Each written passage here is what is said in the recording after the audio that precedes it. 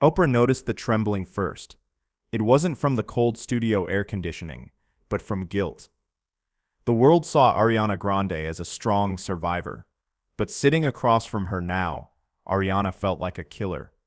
"They died because of me," she whispered into the studio's sacred silence. "If they hadn't come to my concert, those 22 people would still be alive." Oprah understood in that moment. She was sitting across from someone dancing with death itself. The young woman who had commanded stages worldwide, whose voice had lifted millions, now sat curled into herself like a wounded bird. Her signature high ponytail was gone, replaced by loose waves that seemed to mirror her unraveling. This wasn't the Ariana Grande the world knew. This was Ariana Botera, a 29-year-old trauma survivor, carrying the weight of 20. "Tell me about that night," Oprah said gently, her voice carrying the wisdom of someone who had navigated countless human storms. The studio lights dimmed slightly, creating an intimate cocoon around the two women. It was May 22, 2017, all over again in Ariana's mind. "I was flying," Ariana began, her voice barely audible, literally flying across that stage. The energy was electric. 21,000 people singing my words back to me. I felt invincible. Her hands trembled as she reached for the tissue box. I had just finished Dangerous Woman when I heard it. Not a sound you ever forget. The explosion that changed everything. The memory pulled her back to Manchester Arena's backstage area. She had been signing autographs, taking photos with young fans who had waited hours to meet her. 8-year-old Saffie Roussos had been among them, beaming as she showed Ariana a handmade poster. "I want to be just like you when I grow up," Saffie had said. Those would be among the last words Ariana would hear from her. "I knew immediately it wasn't part of the show," Ariana continued, her voice growing stronger but more pained. "The way my security team moved, the panic in their eyes, they grabbed me and started running. I kept asking, 'What's happening? What's happening?' but nobody would answer. We were in the car speeding away when my manager finally told me, 'There's been an explosion. People are hurt.' But the real devastation came later, in the sterile quiet of her hotel room, when the numbers started rolling in. 22 dead, hundreds injured. The youngest victim was 8 years old, the same age as some of the children who had been at her meet and greet, just minutes before the blast. I threw up," Ariana admitted, her composure finally cracking. "I threw up for hours, because I realized that my music, something I created to bring joy, had become a target. Those children, those parents, they came to celebrate life, and instead, she couldn't finish the sentence." Oprah reached across the space between them, not quite touching, but close enough that Ariana could feel the warmth of her presence. "What did you tell yourself in those first hours?" "That I was done," Ariana said without hesitation. "That I would never perform again. How could I? How could I stand on a stage knowing that my presence could put people in danger? I kept thinking about Saffie, about her mother who would never see her daughter grow up, about the families destroyed because they loved my music. The guilt was consuming." Ariana's management team found her 3 days later, still in the same clothes from the concert, having not eaten or slept. She was scrolling through social media, reading every tribute to the victims, memorizing their names, their ages, she was punishing herself with their stories. "I thought if I could just carry their pain, maybe it would balance out somehow," she explained. "Maybe if I suffered enough, it would mean something. But suffering doesn't bring people back. It doesn't heal their families. It just hollows you out." But something shifted when Ariana met with the families. Against her team's advice, she insisted on flying back to Manchester to meet with victims' relatives and survivors. The meeting that changed everything happened in a small community center, face to face with Charlotte Hodgson, Saffie's mother. "I expected her to hate me," Ariana whispered, fresh tears falling. "I expected her to tell me it was my fault, because that's what I believed. Instead, she hugged me. She held me while I sobbed and said, 'She loved you so much, she would be heartbroken to know you're blaming yourself.'" Charlotte Hodgson, in her unimaginable grief, became Ariana's unexpected healer. She told me that Saffie had been planning that concert for months, that it was the happiest she'd ever seen her daughter. She said the bomber tried to steal that joy, but that I couldn't let him succeed by destroying myself too. It was Charlotte who suggested the benefit concert. She said Saffie would want me to sing again, that all the victims would want their lives to count for something beautiful. The One Love Manchester concert, held just 2 weeks after the attack, became a testament to resilience that Ariana never thought she could achieve. Standing on that stage again was the hardest thing I've ever done. Ariana recalled, "My legs were shaking so badly I thought I might collapse. But when I started singing Somewhere Over the Rainbow, and 50,000 people joined in, I felt them, all 22 of them. They were singing with us." The concert raised millions for victims' families and became a symbol of unity against terror. But for Ariana it was something more personal, permission to live again. "That's when I understood that healing isn't about forgetting or moving on," she reflected. "It's about carrying love instead of guilt. Every time I perform now, I perform for them too.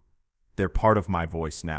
The conversation turned to the aftermath, the months of therapy, the PTSD that no one warned her about. "People see performers as superhuman," Ariana said. "They expect us to bounce back, to be stronger than regular people. But trauma doesn't care about your Instagram followers or your Grammy nominations. It strips you down to your most human parts." Finding the right therapist had been its own journey. "I went through 4 different therapists before finding Dr. Martinez," Ariana revealed. "The first ones wanted to talk about my career, my image, how to manage the situation. But Dr. Martinez was the first person who looked at me and saw Ariana the human being, not Ariana the pop star. She helped me understand that my feelings were valid, that survivor's guilt was normal, but that it didn't have to define my future." The therapy sessions weren't glamorous healing montages from movies. They were messy, painful excavations of trauma that left Ariana emotionally drained. "Some days I'd leave therapy and just sit in my car for an hour, crying," she admitted. "Because facing the truth about your pain is exhausting. But Dr. Martinez taught me that healing isn't about becoming the person you were before trauma. It's about integrating the experience into who you're becoming."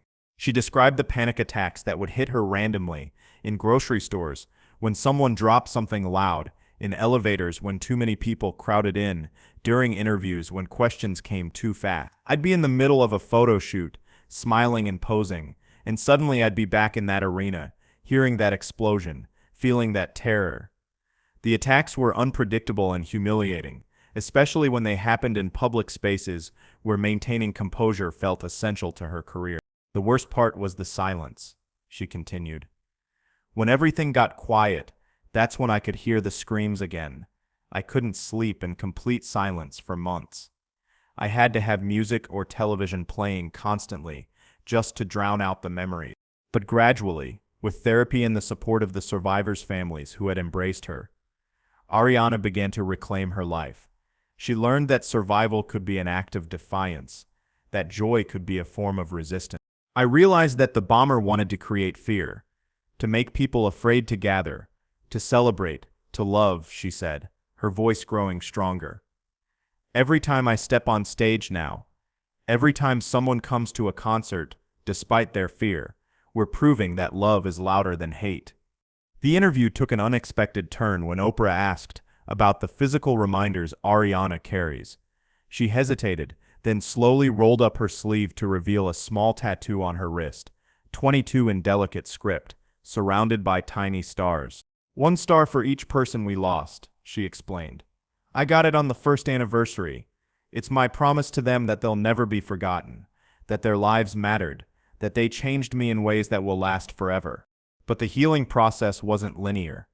Ariana spoke candidly about the setbacks, the days when the guilt would return full force, when she'd question whether she deserved to be happy while families were still grieving.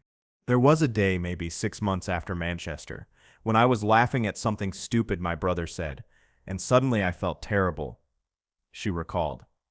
"Like, how dare I laugh when parents were still mourning their children? My therapist helped me understand that grief and joy can coexist, that honoring the victims didn't mean destroying myself." The conversation turned to how the tragedy had changed her music. Her album Thank You Next, released months later, carried the weight of Manchester in its emotional honesty. I couldn't write surface-level pop songs anymore, she explained. Everything had to matter. Every lyric had to honor the depth of what I'd experienced, what we'd all experienced. The creative process itself had been transformed by trauma. Before Manchester, I wrote from imagination, from fantasy, from the safe distance of fiction, Ariana explained. After Manchester, I could only write from truth. My team would send me upbeat tracks, typical pop formulas, and I'd just stare at them. How could I sing about parties and romance when I'd witnessed such profound loss? Writing Breathin' had been particularly cathartic, but challenging. I must have rewritten that song 20 times, she revealed. Because I wanted to capture what anxiety actually feels like, that suffocating feeling where you're fighting just to take the next breath. But I also wanted it to be hopeful, to remind people that breathing is a choice we make every moment, especially when it feels impossible. The song Breathin' is about anxiety, about the panic attacks, she shared. But it's also about survival, about the choice to keep going when everything in you wants to shut down. That song saved my life because it forced me to articulate what trauma actually feels like, and in articulating it, I found I could begin to master it instead of being mastered by it. Oprah asked about the moments of unexpected grace, the ways healing had surprised her. Ariana smiled for the first time in the interview, a genuine expression that transformed her face. The first time I laughed again, really laughed, was with one of the survivors, she remembered. Martin Hibbert, who was paralyzed in the attack, made a joke about his wheelchair during one of our meetings. He said something about getting the best parking spaces now, and I just lost. We both did. And in that moment, I realized that humor could coexist with tragedy, that finding light didn't dishonor the darkness. She spoke about the letters she still receives from survivors and families, how they've become an extended family of people bonded by shared trauma and mutual healing. They teach me every day that strength isn't about being unaffected by pain, she said. It's about being transformed by it in ways that serve love instead of fear. These relationships had become some of the most meaningful in her life. I have weekly calls with several of the families, Ariana shared. Not because I have to, but because they've become my teachers, my guides through this journey. They show me what grace looks like in the face of unthinkable loss. Mrs. Hodgson sends me photos of Saffie's room, which she's kept exactly the same, and instead of making me sad, it reminds me that love doesn't end with death. The survivor community had created their own support network, with Ariana as an unexpected but cherished member. We have a group chat, she revealed with a small smile. Sounds strange, right? But we check in on each other, especially on hard days, anniversaries, holidays when the news covers other attacks. We've learned to hold space for each other's pain without trying to fix it. One particularly meaningful relationship had developed with Freya Lewis, who had been severely injured in the attack. Freya was supposed to go to university, had her whole life planned out, Ariana explained. The bombing changed all of that, but instead of becoming bitter, she's become this incredible advocate for trauma survivors. She reminds me that our scars can become our superpowers if we choose to let them. The interview's most powerful moment came when Ariana pulled out her phone and showed Oprah a voice message. This is from Freya Lewis, one of the survivors. She sends me these sometimes when she's having a hard day and I send them back. We remind each other that we're still here, that we're still fighting. The message played softly. Hey Ari, just wanted you to know I'm thinking about you today. Had a rough night, but I woke up and your music was playing, and I remembered that we promised to keep living for all of them. Love you. That's what healing looks like, Ariana said, wiping away tears.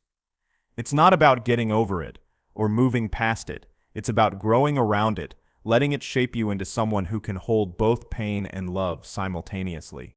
As the interview drew to a close, Oprah asked the question that had been hovering throughout their conversation. What would you tell someone who's carrying guilt about something they couldn't control?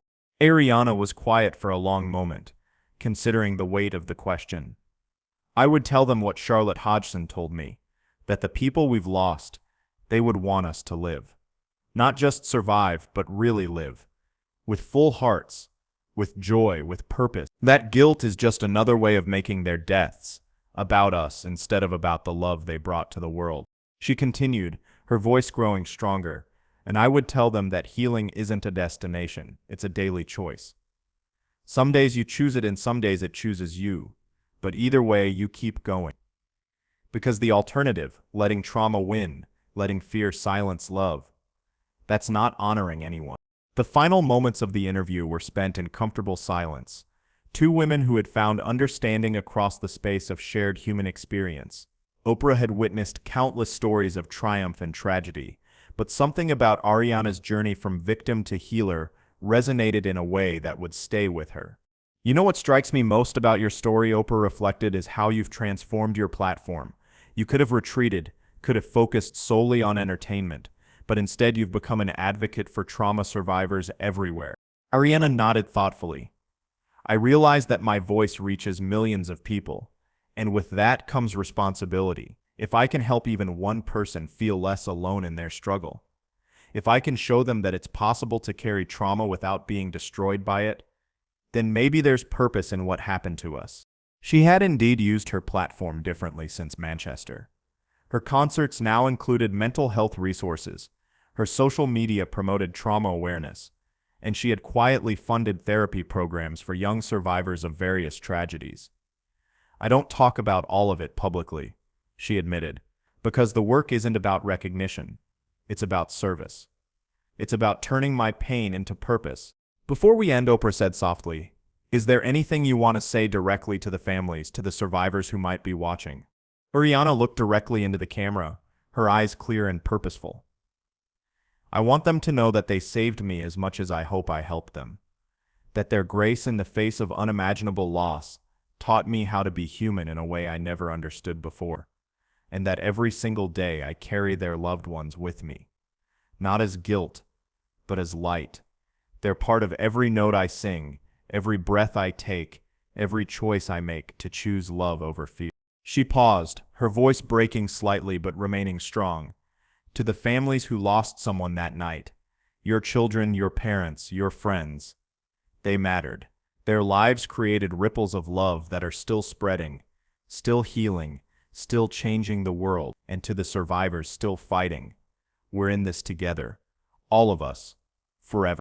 When the cameras stopped rolling, Ariana and Oprah sat together for several more minutes, neither feeling the need to fill the silence with words.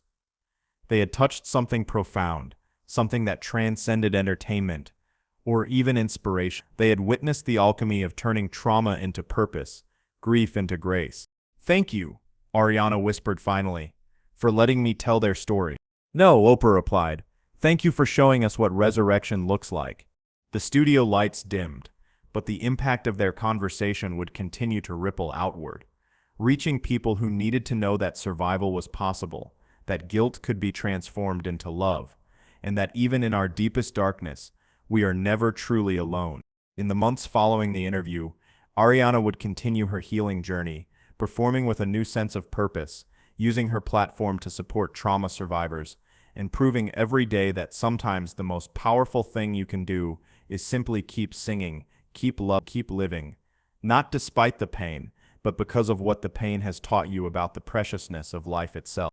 The 22 stars on her wrist caught the studio lights one last time as she gathered her things to leave, a permanent reminder that love indeed is always louder than hate, and that sometimes the most profound healing happens not when we move past our trauma, but when we learn to dance with it, letting it teach us how to hold joy and sorrow in the same breath, how to find light not by avoiding darkness, but by learning to shine within it. As Ariana walked out of the studio that day, she carried with her not just the weight of 22 lives lost, but the immeasurable lightness of 22 loves that would continue to guide her path forward, proving that sometimes the most beautiful songs are born from the deepest silences, and the strongest voices emerge from those who thought they would never speak again.